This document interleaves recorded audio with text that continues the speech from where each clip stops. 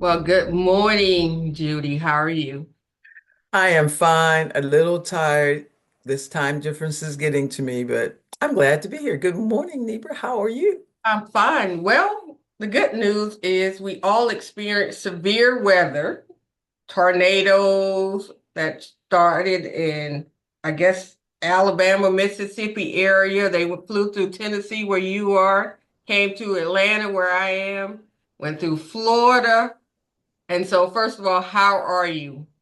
Did you The we experience needs to be put in italics because for the first time in my life, I evacuated. I wish I hadn't. Well, okay.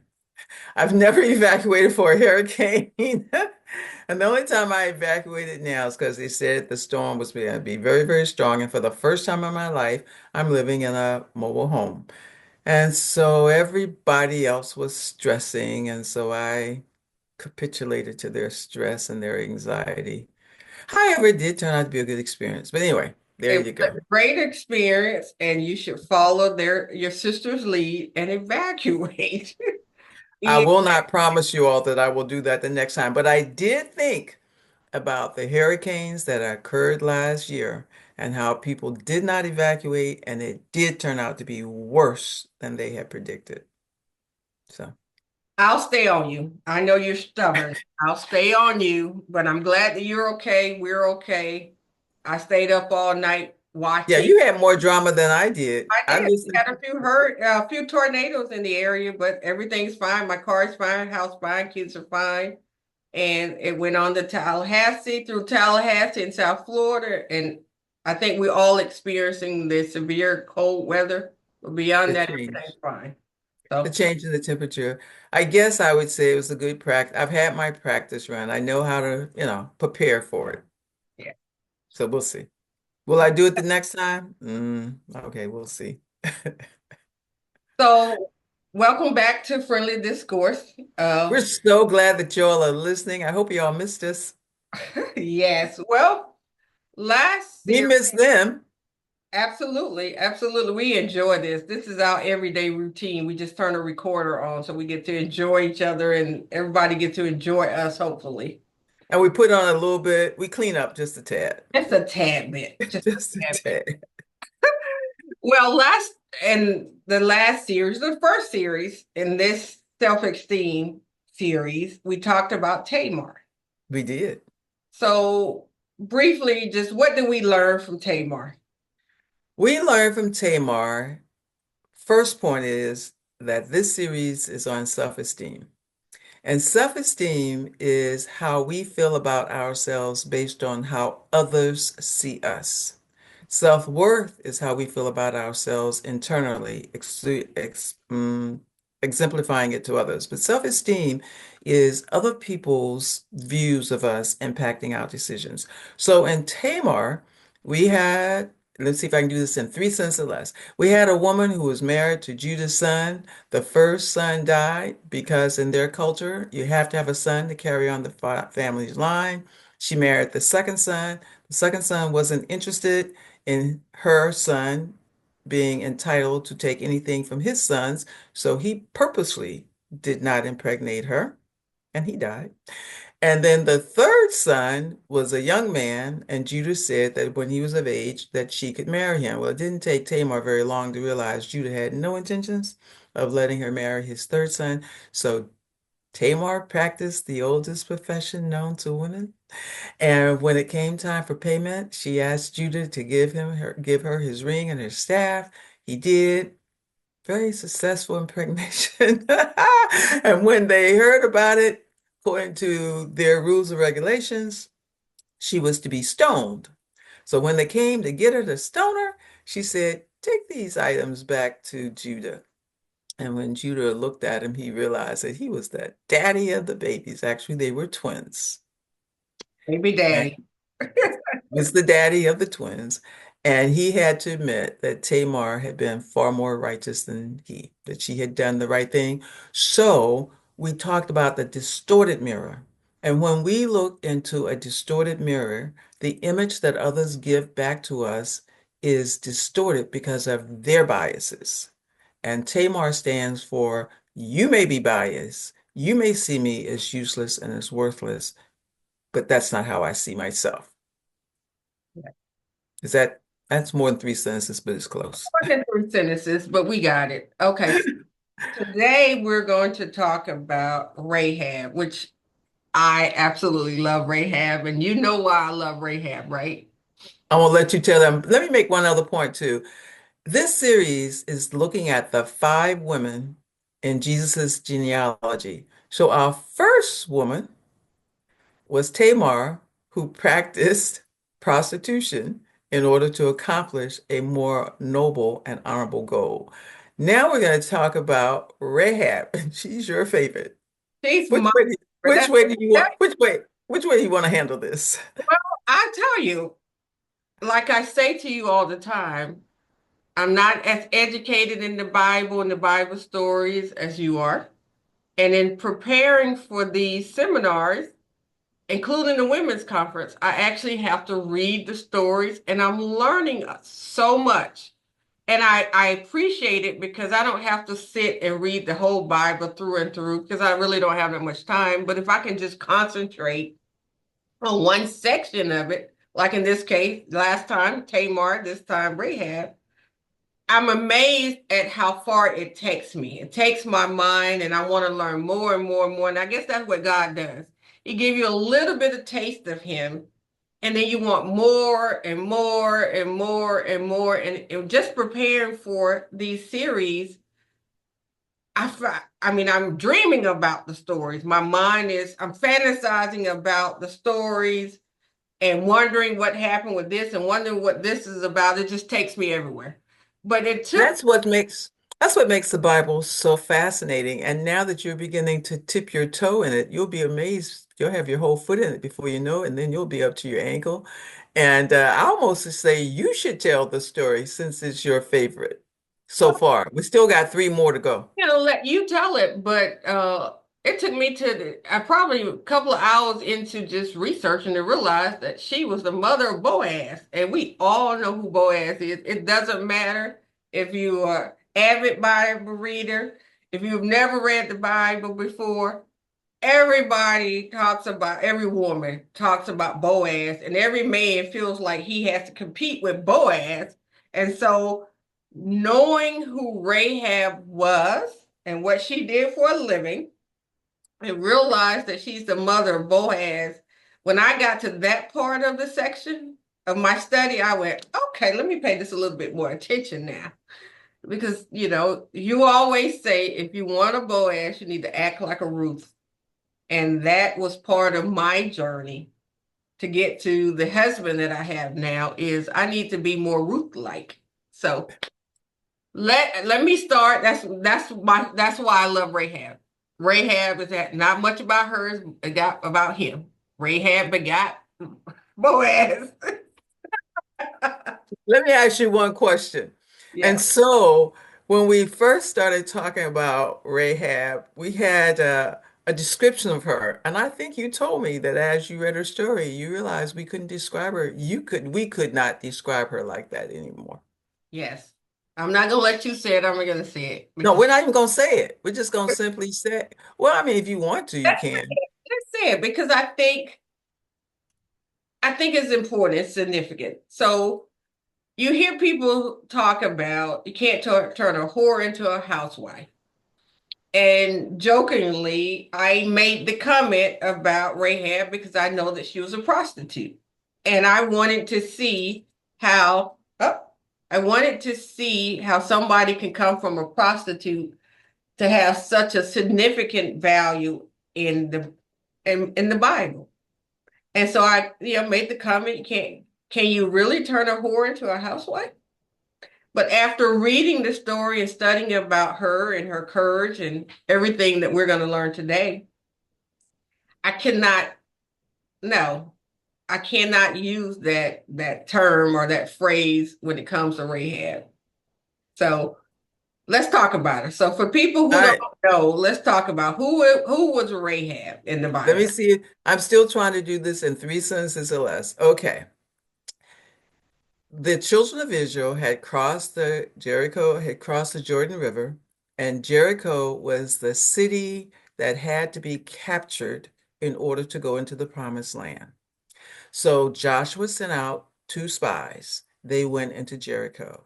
Of course, the people of Jericho, forget the three sentences.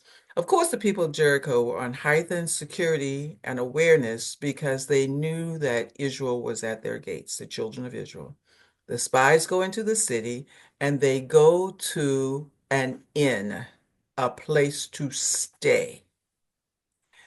Rahab happened to be the innkeeper. And in those days, not only did the innkeeper provide you with a place to stay, but you probably could also get sexual favors. And the Bible says that she was a prostitute. But being an innkeeper, Rahab had had the opportunity to listen to travelers talk about the God of the Israelites and what marvelous and wonderful things he had done, bringing them from Egypt, freeing them from slavery, crossing the Red Sea, and destroying all the kings in their path. Rahab was a smart sister. She figured out that if the spies were over in Jericho and Jericho was going to fall, she needed to negotiate an exit plan for herself and her family. So when the king sent the soldiers for Rahab to give up the two spies, Rahab straight out lied, said they were gone, and sent the soldiers on a wild goose chase. She had hidden the two spies on the roof under some flags. So when it was safe and they were going to spend the night and they stepped there, she told them, now look, I have saved y'all.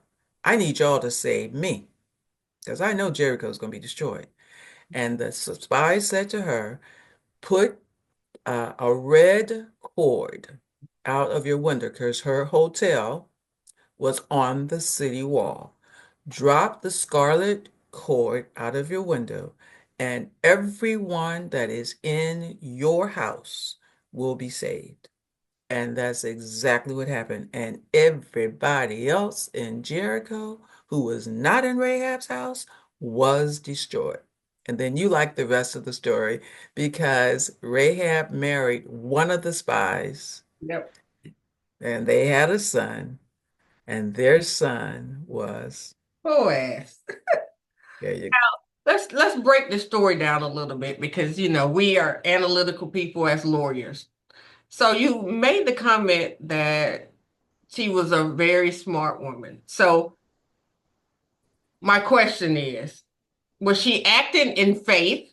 She was, because we know that, the Canaanites. Canaanites Mhm. necessarily believe in God.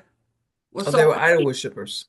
right. So was this an act of faith? Now I believe in God, I respect God, or was this a strategic move on her part? What do you think? When you get into the spiritual realm, you always gotta start with the revelation of the earthly facts. She was a smart sister. She she could calculate. She was strategic. She figured, based on what she knew about what God had done for the Israelites, she should have a plan B. She'd have an extra exit Yeah. strategy.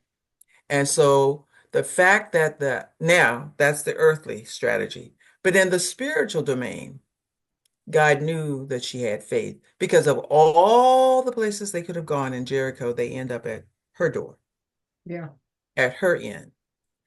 So God is always looking for his people in the most unlikely places in the earthly realm. But God reads our hearts. And he knew that Rahab would be able to take the earthly information and give it spiritual significance. And Now, she knew that these men were of God and that she was going to cast her lot on God's side. so the interesting part of the story for me, and we Tamar was not a prostitute, but No, then she did prostitute things. So she turned herself or pretended to be a prostitute in order to solicit services to accomplish her goal. Now we have the story of Rahab, who's a known prostitute. why do you think God and these people they're in the line to Christ. So they're lineage now, and they're amazing women in the Bible. Why do you think that God utilized prostitute or allowed Tamar to exercise prostitute skills to accomplish a goal? I'm being as nice as I can. I don't think we have to be nice. It is what it is. It is what it is. And so the earthly ramifications is that we can be whoever we are. And the spiritual ramification is, and God can still work with us. All he needs is a willing heart. The Bible says in John 3:16, if we believe. So Rahab believed. She believed based on what she knew. And so God saw it and he responded to her I and he imagine nurtured it. if I was in her shoes, the first thing I would have thought is, but I'm just a prostitute. Even though they serve great services, they were not perceived in a highlight. They were not like at the top of the chain when it comes to God's favorite people. I mean, we know that. No, But they probably are God's favorite people because, the church folks are the ones who think they're already saved. But them prostitutes, they realize nobody values them. And so when they realize that God rejoices over them with singing, you're talking about a wonderful mirror to look into. But we're going to talk about that mirror later on. well, I was thinking my first thought would be, okay, why me? Why are y'all here? You all know what I do for a living. You all know what happens in these places. I Why? don't know if you can make all of those conclusions. I think now you're using your imagination because you're writing the script for the movie, and it's okay to do that. But I'm not so sure that all of that knowledge was known. What I do know is this, that they were being led by God. And one of the things that we learn in our experience, and I know that you're growing exponentially in this, is that when you're being led by God, you can't explain a lot of stuff. We talk about my being here in Tennessee and why am I here in Tennessee? Why am I in here in Tennessee? And my answer is, you know the story of Noah and the ark? God told Noah to build an ark. God told you to Yeah. move to Tennessee. It had never rained. The scientists said it would not rain. The people had no concept of rain, let alone a flood. But God told Noah, build an ark. Yeah. That's my explanation for being in Tallahassee. I mean, in Tennessee as opposed to being in Tallahassee. Well, I don't have a problem with accepting that God ordered the steps. He sent them to that end. We're talking about Rahab and I'm just trying to get into her head, and I can only get in her head from my head. And Okay. so my thought process is, and I guess this is where self-esteem and self-worth come in, because at that moment when the decision was made, when she made a decision to hide the spies, she was And lie. in her own life. Because if they had found the spies there, they would have known that she was lying and that she Right. was betraying and she could have been killed. Right. So at that point, she had to have a moment where she says, I'm more than a prostitute right now. I am a very significant person. I'm about to make a very significant decision, and my decision is going to carry weight. And nobody is going to care that I am an innkeeper or a prostitute. So for me, at that moment, that's when her self-worth became very prevalent in her head. She knew her value at that moment. If, and I don't know if she did, but if she suffered any self-esteem issues as a result of who she was or what she did, But she did. that went out the window at that moment because the value that God placed on her, the value that these soldiers placed on her, she was all that in a bag of chips at that moment. And I would have loved to be there to experience the moment that her value became very prevalent in her mind. I mean, it's just it's amazing to me. It's just one of those moments, those God But moments, neighbor, nobody but God. but neighbor, you've had some God moments. I've had a lot of God moments, and Yes, you have. yeah, and I Yes, you know, have. but I guess in my growth, in my journey, I was searching for God moments. As we're told, there's this God person, there's this mysterious person that's controlling and ordering our path. And when you're growing up, you're like, okay. But then you experience these moments as you mature, you experience these things that happen in your life where you're like, okay, that wasn't happenstance, that wasn't luck, that wasn't me, that wasn't, a human person, that could be nobody but God. And I guess if I had to think about Rahab, that was her God moment where she realized. And I just would have loved to be able to fly on the wall to see her face when it lit up and she knew that God was using her in that moment. I think that I think that Rahab, I think that Rahab's earthly wisdom put her in a place to exercise faith. Her earthly wisdom told her very clearly that Jericho was going to be destroyed. She didn't have any questions in her mind about that. And so she was looking for a lifeline. And when the spies showed up, she immediately realized that was her lifeline. She had direct contact with them Israelites that were getting ready to destroy Jericho. Yeah. And so she, being a savvy businesswoman and a smart thinker and someone who can negotiate, basically said to the spies, I just saved y'all's life. I want something in return. And what I want in return is for me, my mother, my father, my brothers, my sisters, and their families to be saved when y'all destroy, or when your God destroys Jericho. Mhm. So I think sometimes our God moments really are just the cover being pulled off of our human human gifts. Does that make sense? Does that make sense? When Yeah. you think about your God moments, when you think about your God moments, they start out in an earthly realm. Yeah. For instance, a God moment for you would have been when your teacher, I think this is a good example, but when you share with me how your teacher at the high school said you're going to FSU and that you needed a little bit of polishing. Yeah.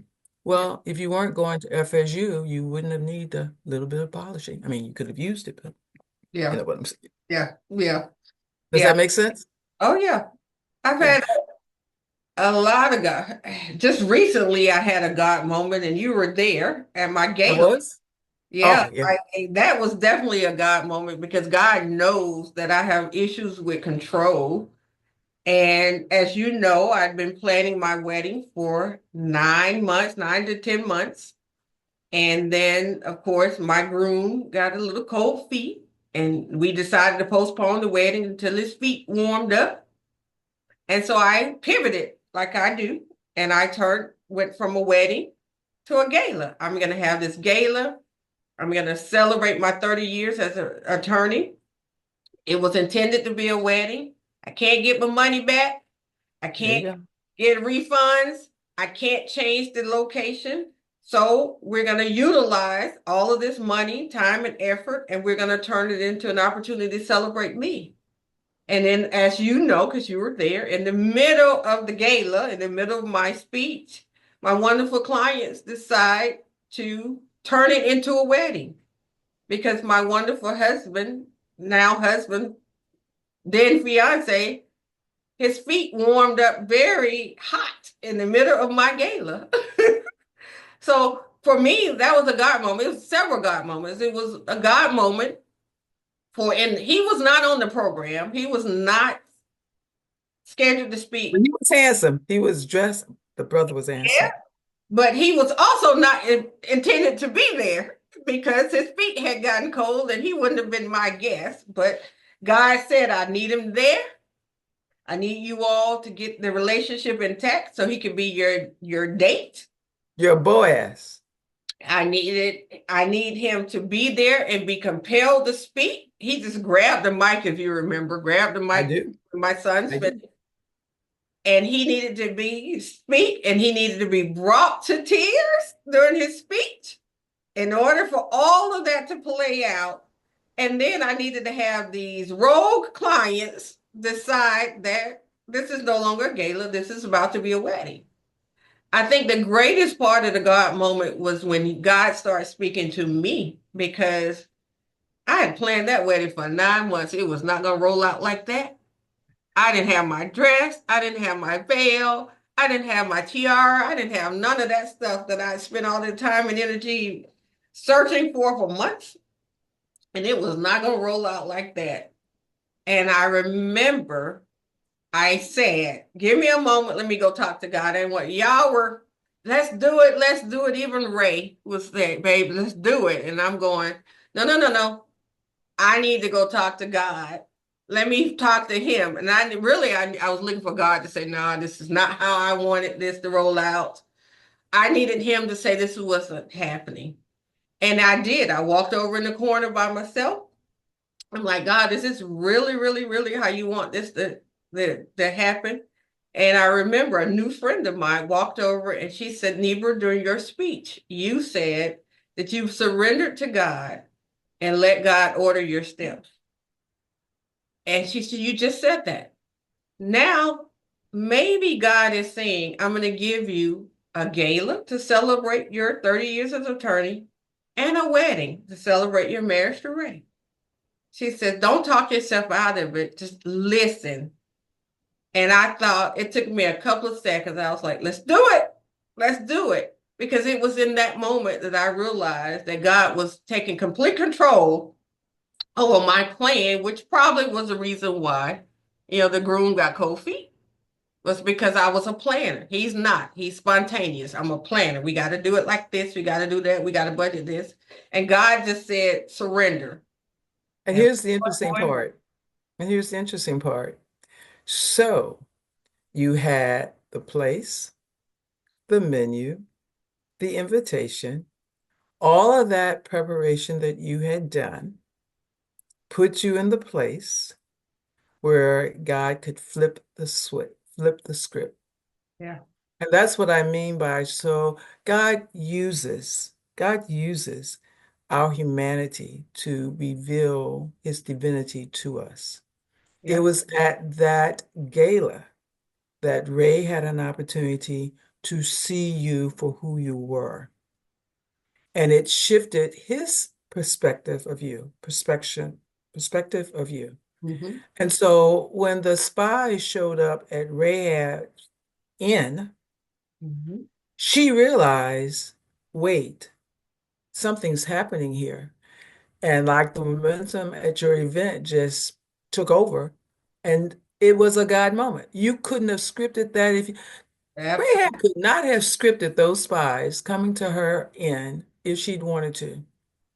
But I would dare say that she was thinking about the fact that Jericho was about to be destroyed.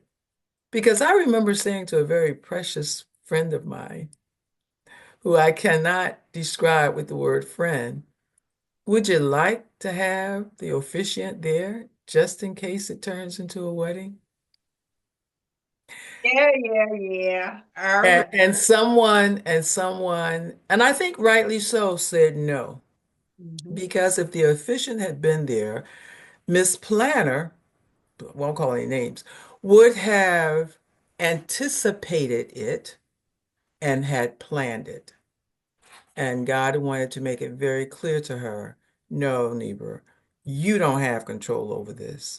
I'm going to give you the desires of your heart because you trust me. And the desires of your heart was to find a Rahab or to find a Boaz.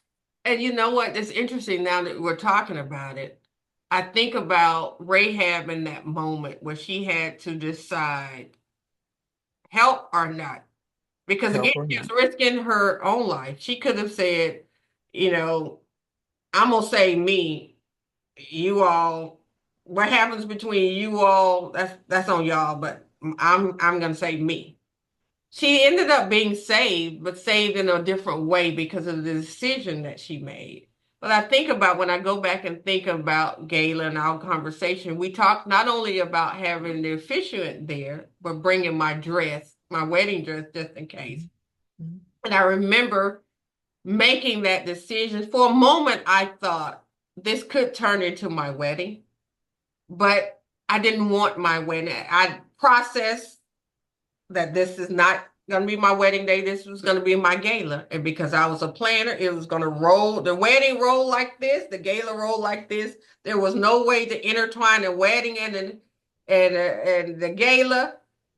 Oh, because Ray's, my fiance's family wasn't. There was only three members of his family there because they don't have any reason to be at my gala. So no, we're not going to have a wedding without the man's family there. But I made that decision, and you hear me when I bellyache. I'm like, well, I didn't have my dress, I didn't have my veil, I didn't have all of that stuff, but I had the opportunity to do it. And I guess I've been knowing to me, I was following God's lead. I was that surrender thing. It wasn't, that's not what it was in my head, but I'm glad I did because had I had the officiant there, had the dress there, it would, yeah, it would not have been impromptu. It would not have been God. It would have been planning. And I would have thought, whew, good thing I had the foresight to bring my dress and to bring the officiant. And it would have been about me, not about And God. the other thing too is God knew God knew that he needed to change the entire perception of your sons who do not speak in public, but they wanted to speak about their mother. And Ray, and if Ray, we just don't know how God does what he does, but if Ray knew that you had brought the dress, if Ray knew that the officiant was there, if Ray had known that, we're not sure that Ray would have been able to see you as he saw you. He still would have seen you probably as a manipulator, as a controller, and as forcing him to do something that he did not want to do. And that's the amazing thing about love. Love doesn't force. When Ray spoke about you that night, he spoke about you totally from a place of love.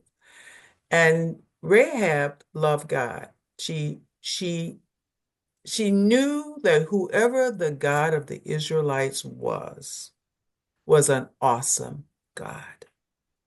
And she had made the decision that this God was worthy of checking out.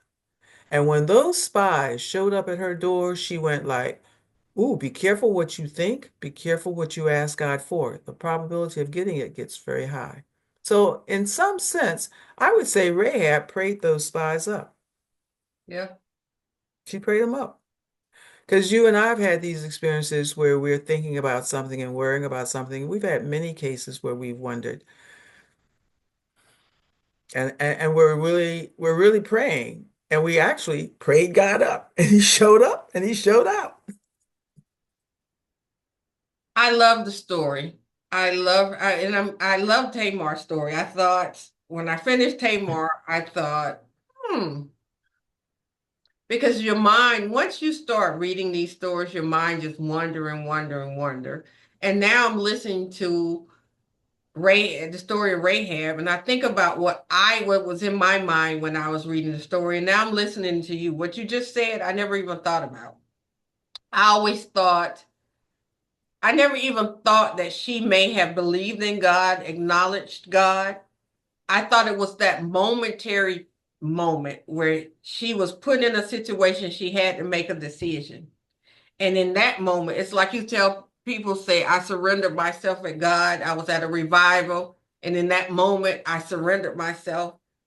I just perceived that in that one moment, oh, probably because I'm bringing my judgmental mindset to her career choice. No, I don't think it's judgmental. I think it's a realization that God is always chasing after us, that He's always desiring a relationship with us, that He's always orchestrating. That's my favorite word. He's always orchestrating our lives to bring us into contact, to bring us into a knowing contact with him. He's Mhm. been there all along. The work, the marriage of you and Ray at your gala did not happen at that moment.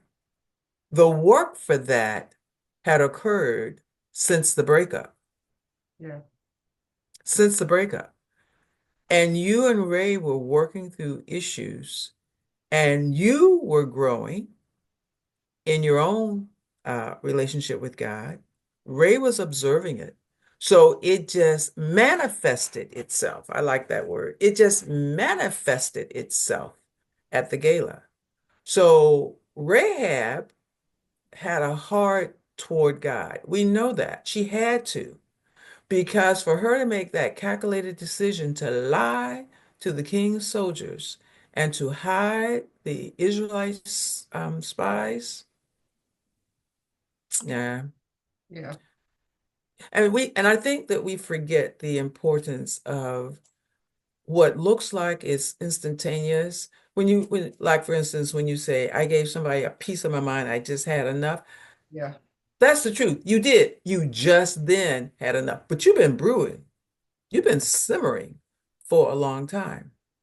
And the convex mirror is the mirror that sees broader. You don't focus on the past. The convex mirror is symbolic for seeing the future. And when she looked in those Israelites' eyes, those spies' eyes, she saw that she had a future. Yeah. She could survive the destruction of Jericho. And I hope that in our relationship, even though you talk about me so bad, when you when you talk about how I helped you do your first appeal, I hope that in my eyes you saw that I saw that you were bright and talented and gifted and that you would make a best lawyer. Yes, I did. Well, I'm gonna be honest. In that moment, I did not. It's when you gave me the assignment, I thought, why is she giving me this assignment? I'm a new lawyer, never done an appeal. I'm new to her firm. I was the last hired at your firm, so there was another attorney who you could give an assignment to. And I thought it wasn't that you saw something in myself that I didn't see in myself. It was, well, I guess she didn't want to do it, so she's giving it to me. And I saw it as a test. It will be either I will do a great job or I do a horrible job. Either way, she had to do this appeal because it was deadline sensitive. After I wrote it several times after your correction. And after we were successful in the appeal, that's when I had my God moment. That's when I realized that that was the beginning of something special with us. You saw something in me that I didn't even see in myself. And you'd only known me for what, a couple of weeks? And I don't even know, and I don't even know that I even knew that. So I was probably being used of God. But the best part of our story ties right into Rahab's story because she made that choice, and as you started out, and then she married one of the spies. Yeah. Yeah. And So, I'm sure she didn't see that coming.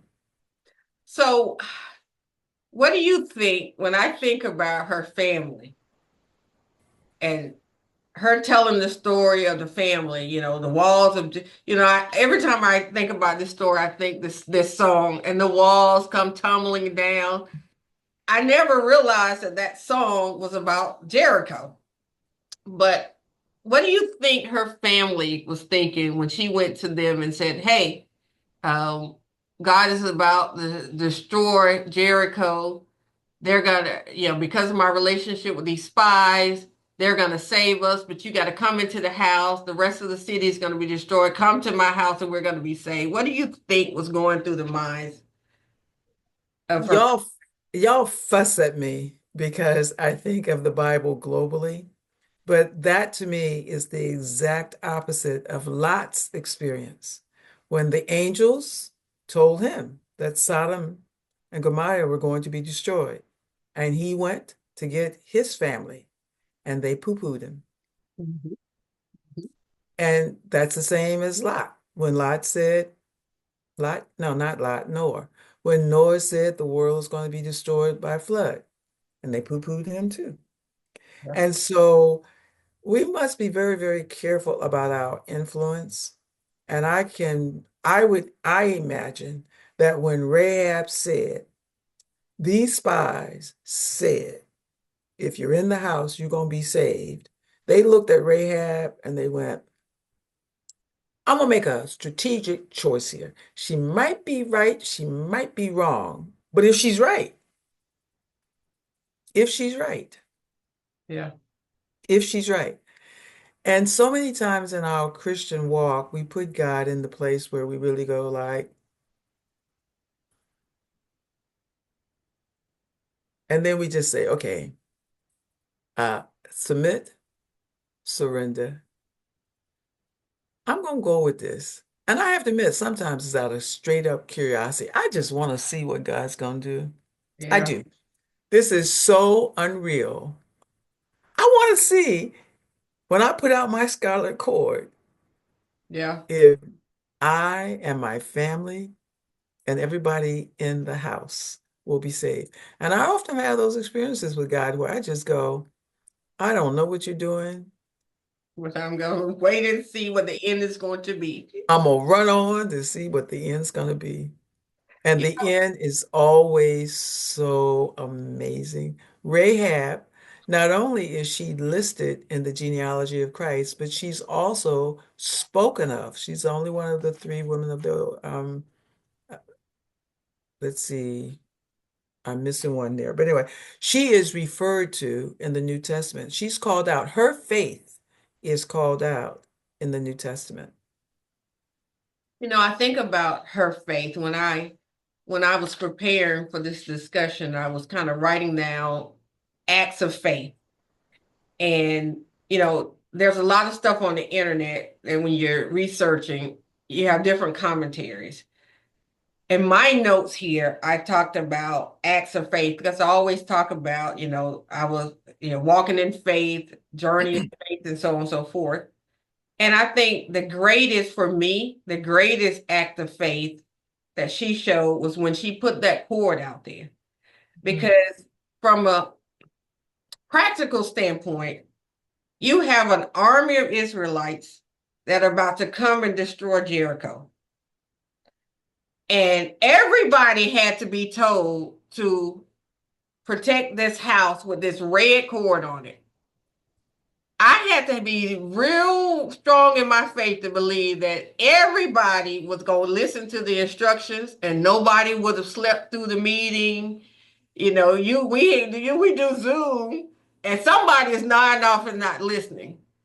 Everybody had to be paying attention when they said destroy everybody and everything except for this house with the cord, and that cord had to be visible enough. And I can imagine being in that house and saying, is the cord there? It's there. Is it visible enough? Are they going to see it? That was an act of faith because she saved them, but that doesn't mean that they're good people. How did she know that they were going to keep their word? And again, how did she know that everybody who was part of the Israelite army was going to honor their word and protect? So that was an act of faith. I can imagine being in that house. It's like being, like we were just recently, just the weekend with tornadoes up there. You're in the house and going, okay, okay, okay. I believe it. God, you said you were going to protect me. And you hear all this commotion going on. And then when it stops, you walk outside and the entire city is destroyed but your house. My God.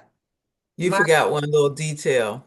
what's that? And Jericho, and Joshua and his army marched around the walls of Jericho once a day for 6 days. Yes. I can guarantee you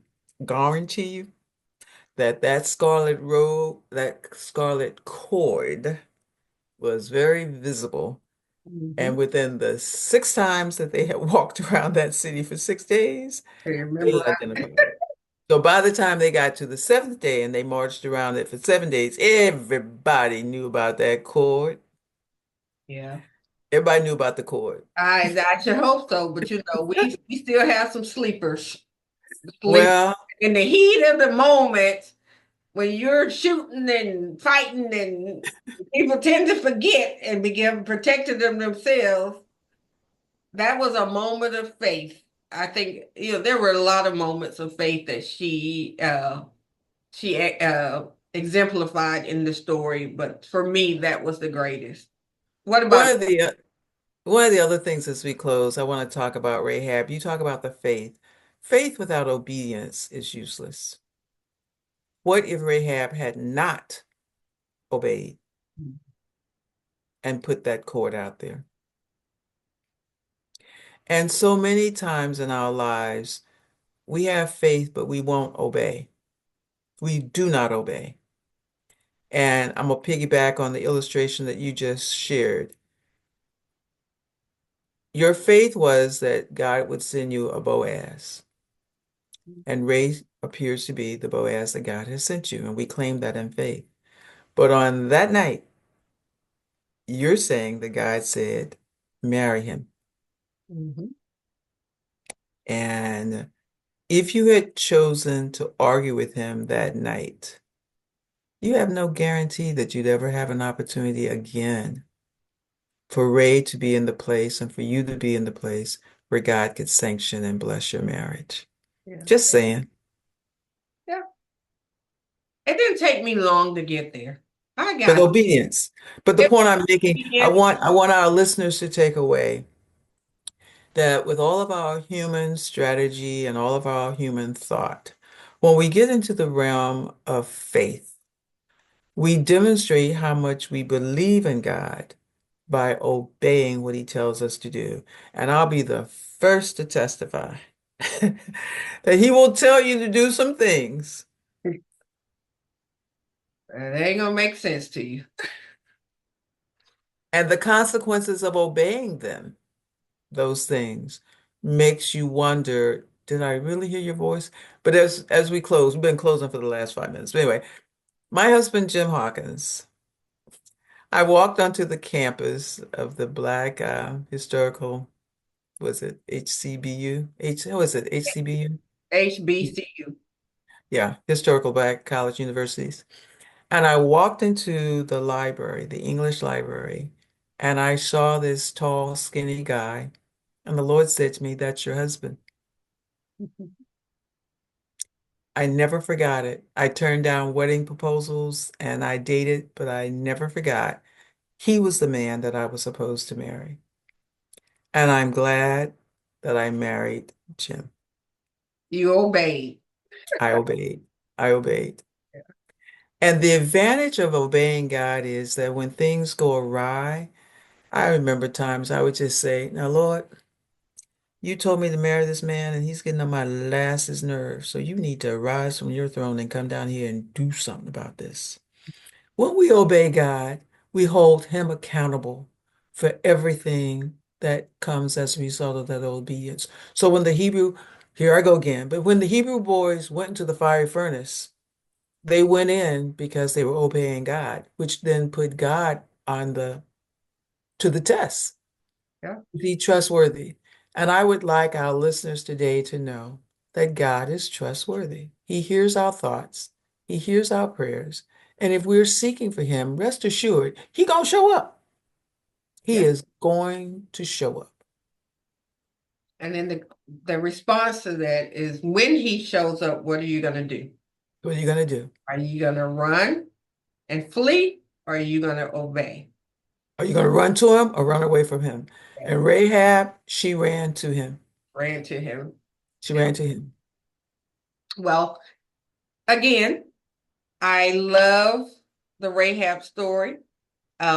We are closing, and we have been closing for the past few minutes, but since Rahab, this whole series about self-esteem and self-worth, why don't you close out by giving your interpretation of how self-worth and self-esteem is exemplified in the story of Rahab?